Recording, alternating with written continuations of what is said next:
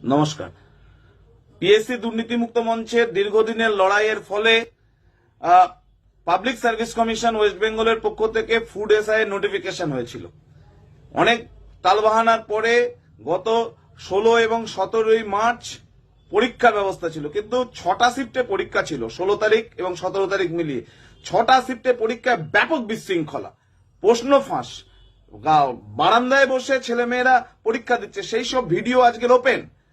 এবং আমরা প্রথমে যেটা ভেবেছিলাম যে পরীক্ষাটা শেষ হয়ে যাক, তারপরে কোনো আন্দোলনের কল করব। কাল রাত্রেই আমাদের পিএসসি দুর্নীতিমুক্ত মঞ্চের পক্ষ থেকে ঘোষণা করি আগামী 20 তারিখ বুধবার পিএসসি অফিস ঘেরাও হবে বেলা 12টায়।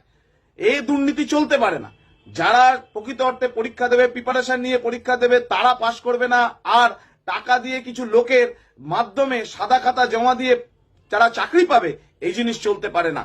আমি সমস্ত চাকরি প্রার্থীদের অনুরোধ করব, আগামী 20 তারিখ বেলা 12টায় পিএসসি অফিসের সামনে আসো। এই দুর্নীতির প্রতিবাদ আমাদের করতে হবে, রাস্তার লড়াই করব, যদি প্রয়োজন হয় আদালতের লড়াই করব।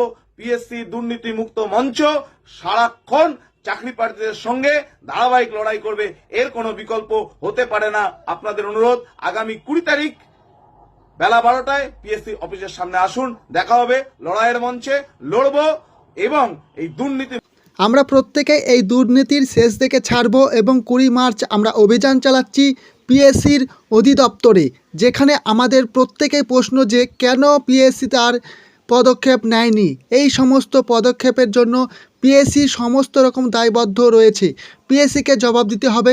আমরা প্রত্যেকে 20 মার্চ ডাব্লিউবিপিএসসির দপ্তরে অভিযান চালাচ্ছি। এই অভিযানের সমস্ত রকম আপডেট পেতে আমাদের টেলিগ্রাম গ্রুপ এবং হোয়াটসঅ্যাপ গ্রুপ ভিডিও ডেসক্রিপশন বক্সে দেওয়া রয়েছে, সেখান থেকে তোমরা প্রত্যেকে জয়েন হয়ে যাও। সেখান থেকে তোমরা সমস্ত রকম আপডেট পেয়ে যাবে। আমরা এর শেষ দেখে ছাড়ব।